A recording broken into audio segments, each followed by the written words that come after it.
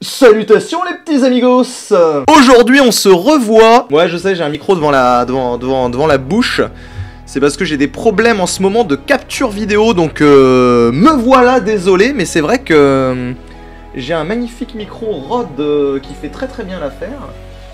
Sauf que, je vous explique brièvement, ça y est, on perd du temps. En fait, j'ai ce magnifique petit micro Rode qui me servait avant sur mon Pentax. En fait, ça fonctionnait très bien, mais sauf que comme j'ai voulu passer sur une GoPro beaucoup plus facile pour moi, pour plein de raisons, et bien en fait, il a fallu absolument que j'achète ce magnifique petit boîtier, hein, un petit boîtier GoPro pour faire l'acquisition audio comme ça par un micro. Seulement voilà, ça fonctionne pas, j'ai fait à peu près 50 essais. J'ai même essayé de faire une fucking boîte pour enlever les bruits parasites avec du... Bref, bricolette là. Et ça ne fonctionne toujours pas, donc voilà la raison pour laquelle je vous parle en micro comme en stream là actuellement. Et j'espère que ce problème sera bien vite réglé.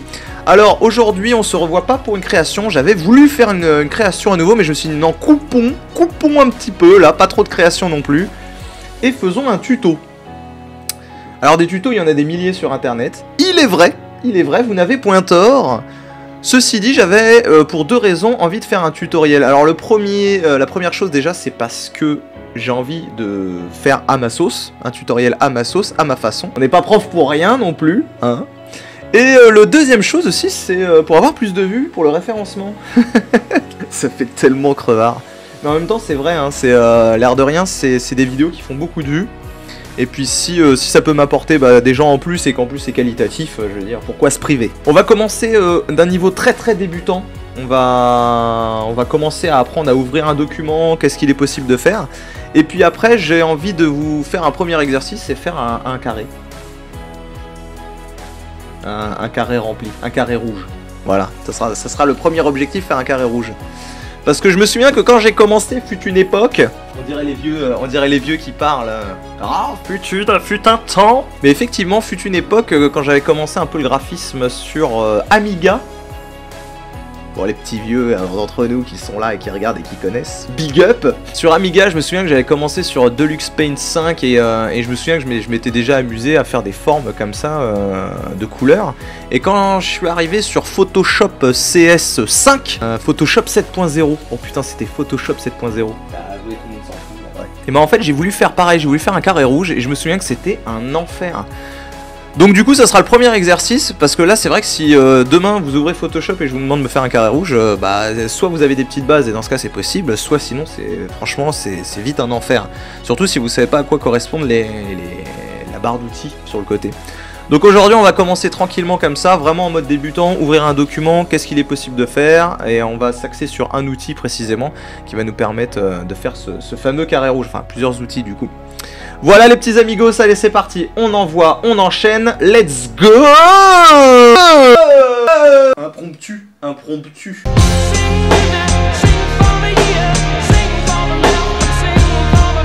Alors nous voici de retour les petits amigos, ouvrir Photospoons. Alors voilà, c'est parti, Photoshop s'allume. Déjà c'est un exploit, c'est fantastique. Alors première chose que Photoshop vous demande évidemment, c'est les fichiers récents. En tout cas sur les dernières versions c'est fichiers récents. Effectivement c'est tous les derniers fichiers que vous avez ouverts. Bon ça vous normalement vous ne l'aurez pas. Donc là on a deux choix, soit on fait ouvrir, soit on fait créer. Inutile de s'attarder vraiment là-dessus. Nous aujourd'hui ce qui va nous intéresser c'est créer. Ouvrir c'est tout simplement pour ouvrir un fichier, une image. Et puis venir améliorer ou rajouter des choses ou créer un montage. Nous aujourd'hui ce qui va nous intéresser ça va être créer, et dans cette première page en fait ce qui va être important déjà d'appréhender, ça va être les formats et notamment les pixels, les résolutions. Ici là en haut vous avez des propositions d'Adobe directement, notamment les photos. En fait on a les photos paysages, on a des formats standards en fait et universels, et ça c'est plutôt cool. Si on vous demande quelque chose là-dessus, en fait, il faut déjà se mettre d'accord sur le format et notamment sur les proportions. Donc ça va être plutôt intéressant, notamment sur les impressions également. Par exemple, moi je sais que je travaille beaucoup sur des choses comme du poster. Et là en fait on a les formats A4 qui sont rentrés directement ici, A3, A6, B, C, bref on a un petit peu toutes les dimensions. Et ça c'est vraiment assez cool, des fois on n'a pas besoin de se prendre la tête, on prend le format A4 et puis roule, on y va quoi. On a les formats illustration, affiches aussi, donc ça il faudra juste comparer voilà, ce qui nous intéresse au final. Le web est assez intéressant parce que ça c'est pareil, une adaptation assez standard, MacBook Pro 13 par exemple ici, ou les formats web. Ça c'est plutôt cool. On a les formats mobiles, ça c'est excellent aussi, avec des formats préenregistrés, avec les résolutions des portables. Et après on a film et vidéo, et ça par exemple moi je m'en sers souvent pour faire mes miniatures, puisque forcément on sait qu'on va faire une vidéo et que sur cette vidéo il va falloir une image, donc on s'adapte. Et vous avez les formats par exemple HD qui sont ici en 1080p, ou les formats un petit peu plus faibles ici en 720p. Bon voilà, on a même le 4K évidemment. Même des formats un petit peu plus vieux, là en 480p, NTC, DV, bref, voilà. En gros, selon ce que vous voulez faire, juste là-haut déjà, en fait, ça suffit déjà, ça suffit. Aujourd'hui, on va se lancer comme si on voulait faire une impression, donc on va aller dans Impression, on va choisir le format A4, et vous remarquerez qu'en fait, sur la droite, on a les détails du paramètre prédéfini. Alors ça, justement, ça permet, vous pouvez garder votre dimension A4, mais vous pouvez voilà, changer soit la résolution, soit la hauteur, la largeur. Alors avant de rentrer là-dedans, évidemment si vous changez la largeur et la hauteur, vous ne seront plus dans le format standard A4, hein, on est bien d'accord. On peut changer l'orientation évidemment, si c'est en paysage ou si c'est en portrait. Et surtout quelque chose qui est important, c'est que là vous pouvez choisir soit de travailler en millimètres, si vous avez une demande qui est précise, ah moi je veux un flyer qui fait tant de millimètres sur tant, et ben en fait vous pouvez venir ici en millimètres et mettre carrément le nombre de millimètres qui vous intéresse. Mais si comme beaucoup, faut travailler directement sur du format qui va pas être physique, et bah donc du coup on va travailler souvent en pixels et on va nous demander ah bah voilà moi je veux tant de pixels sur mon site internet, et donc du coup on va choisir pixels et c'est là qu'on va venir modifier notre nombre de pixels. Aujourd'hui, nous on va venir travailler sur un format qui n'est pas standard, on va venir prendre voilà, un format pixel, on va travailler sur du 1000 sur 1000, donc un format 1-1, un format carré, qui sera parfait pour Instagram, par exemple. Les résolutions, alors ça sert à rien d'avoir une résolution à couper le souffle, c'est vrai que pour de l'impression, souvent 300 dpi c'est ce qui est requis. Donc là en fait on va pouvoir le garder. Après je vous fais grâce de toute la suite avec le mode colorimétrique en RVB au niveau de gris et tout ça.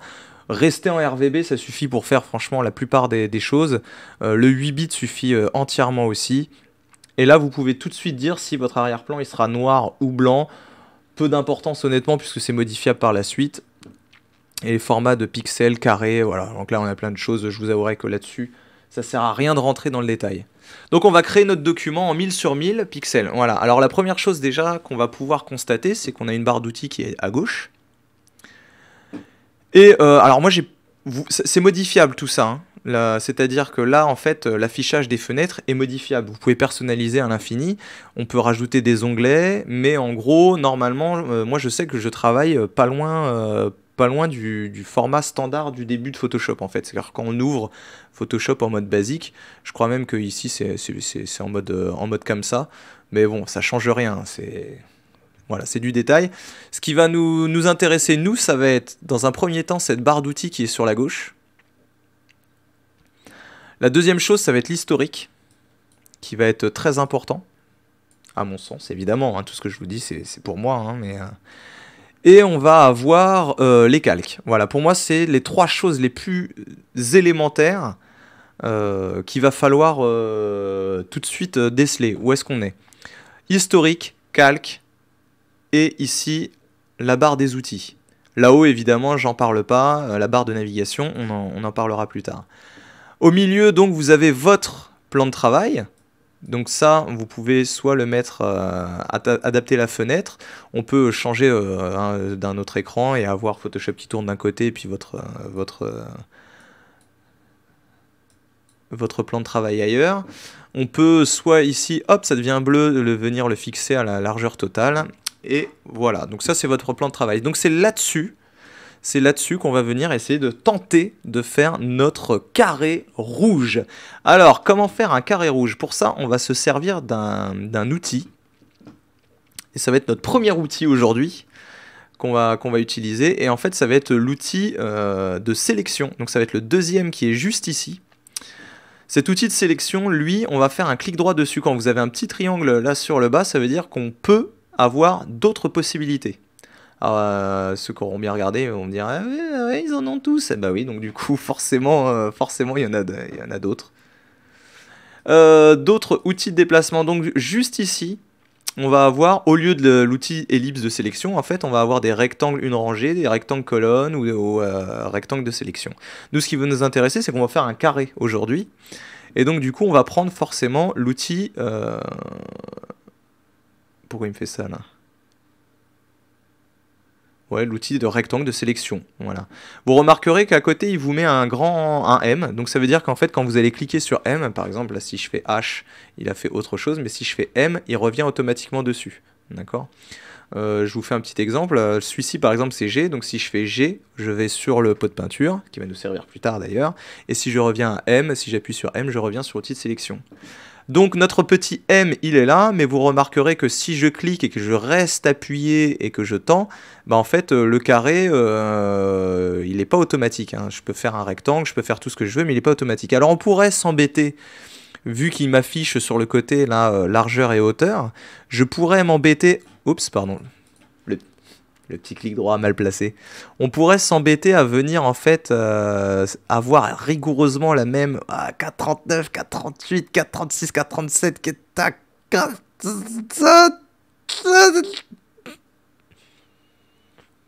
Voilà, et là je réduis, allez, ouh, voilà, c'est bon, j'ai mon carré. Bon, pas besoin d'en faire des caisses, vous avez deviné que c'était pas facile forcément de faire le carré. Alors, c'est là que ça va être magique. Et que ce premier raccourci va énormément vous servir, c'est la touche mage. Et la touche mage, en fait, elle va venir tout simplement, à chaque fois, venir verrouiller quelque chose. Et ça va être la même chose à peu près sur beaucoup d'outils. Ça va venir verrouiller, en fait. Et cette touche mage est très très importante sur Photoshop, même si votre main droite est toujours sur soit la tablette graphique, soit sur la souris, et ben votre main gauche, en fait, elle va être constamment sur le clavier pour les raccourcis. Donc là, en fait, je vais pouvoir tirer à la taille que je souhaite mon carré. Et là, j'ai un carré de sélection. Incroyable. Et ce qui va nous importer, alors si vous cliquez dessus et que vous le déplacez en maintenant appuyé, effectivement, vous pouvez le mettre où vous voulez. Attention, si vous cliquez tout simplement dessus, vous enlevez votre rectangle de sélection, vous le désélectionnez. Et c'est pour ça que la petite touche historique, là, enfin la petite touche...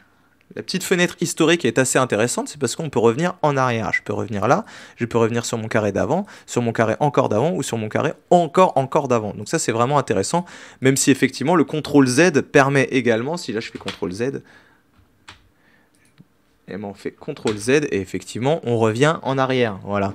Le CTRL Z marche partout, hein, sur tous les logiciels quasiment. Donc ça on peut revenir un coup en arrière, il n'y a pas de souci. Maintenant le but du jeu c'est qu'on va le remplir en rouge. Et pour ça, rien de plus simple que de venir chercher le petit pot de peinture qui est ici. Outil pot de peinture, d'accord. Dans clic droit, vous avez vu, on a d'autres possibilités. On a l'outil dégradé et tout ça. Donc si vous n'êtes pas sur le pot de peinture, vous pouvez le sélectionner à ce moment-là. Et juste ici, en fait, on a nos couleurs. Donc là, ici, je suis actuellement sur le blanc. C'est ce qu'on a, on a notre couleur de premier plan et on a notre couleur d'arrière-plan. Nous, tout ce qui va nous intéresser pour l'instant, c'est la couleur de premier plan. On va venir faire un clic classique dessus et on va venir sélectionner tout simplement notre rouge qui est soit tout en haut, soit tout en bas et venir ici prendre le rouge. Voilà. Et là, très simple, un simple clic suffit.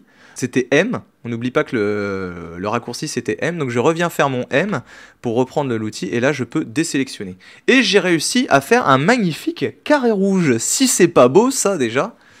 Alors par contre il y a un petit problème, c'est que ce petit carré rouge, il n'est pas modifiable en tant que tel, c'est-à-dire qu'en fait, là si je prends le premier outil qui est de déplacement, et ben vous remarquerez que je peux rien faire parce qu'en fait juste en bas ici sur ma couleur d'arrière-plan, je suis venu en fait intégrer mon carré rouge à mon arrière-plan.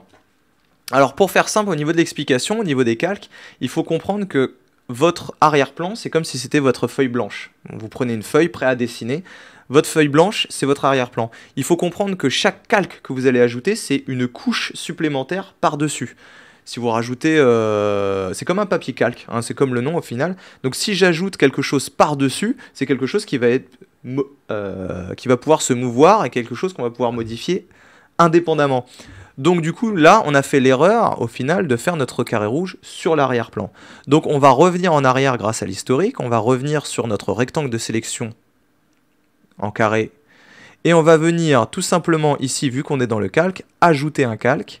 Et pour cela, on a ce petit icône qui est magnifique, ici. Je vous rappelle qu'en restant juste dessus sans cliquer, en plus, il vous dit à quoi ça correspond. Donc on a créé un calque. Et là, en créant un calque, par-dessus mon arrière-plan, donc par-dessus ma première feuille, je viens en fait dessiner, faire quelque chose par-dessus et pas sur ma feuille. Donc du coup, je vais pouvoir refaire exactement la même chose. Je vais pouvoir faire mon rouge, je fais M pour désélectionner, reprendre mon outil d'avant et désélectionner. Et là, effectivement, si je viens prendre l'outil ici de déplacement, je vais pouvoir déplacer mon carré rouge. Vous remarquerez qu'il se déplace indépendamment de mon arrière-plan. C'est-à-dire que je vais pouvoir venir le modifier.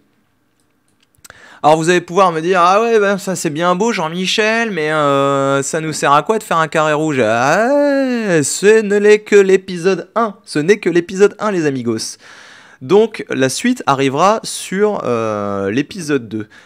Pour l'instant, aujourd'hui, on va se dire au revoir. Sachez que ça, déjà, ça peut servir déjà à cacher une plaque, ou rajouter une bulle, ou faire quelque chose sur déjà une photo préexistante. Il n'y a rien de plus simple, hein. Vous chargez une photo de voiture. D'ailleurs, on va le faire. On va aller chercher une photo de voiture. Je tape Alfa Romeo. On prendra la première Alfa Romeo. Ceux qui me connaissent savent pourquoi Alfa Romeo. Je prends une photo prise d'internet, hein, tout simplement. Afficher l'image, copier l'image, voilà, je rentre ça là-dedans. Voilà, donc là j'ai ma photo d'Alfa Romeo à vendre sur le bon coin. Hop, je la mets là. Et là, en fait, on se dit, bon, bah voilà, vous avez remarqué d'ailleurs que l'Alfa Romeo est situé par-dessus le calque, donc par-dessus mon carré rouge. Ça veut dire que mon carré rouge existe toujours, mais on ne le voit pas parce que je suis venu mettre mon image devant. Pour mettre mon calque devant, il suffit juste de le glisser par-dessus. Une fois que la petite ligne bleue, vous avez vu là, hop, elle apparaît au-dessus. Ça veut dire que je suis au-dessus et mon carré rouge est toujours là, modifiable indépendamment. Et comme mon calque d'Alfa Romeo est à part, mon calque est ici modifiable sans mon arrière-plan. Donc là, ce qu'on va faire, c'est qu'on va venir prendre son calque rouge et on va venir tout simplement faire un... Non, on s'en fout du calque rouge, on s'en fout. On va revenir faire exactement la même chose. On prend son carré de sélection, on vient sur la plaque d'immatriculation, on vient coulisser juste dans la plaque. Je reviens prendre une couleur qui m'intéresse souvent, on met le blanc sur une plaque.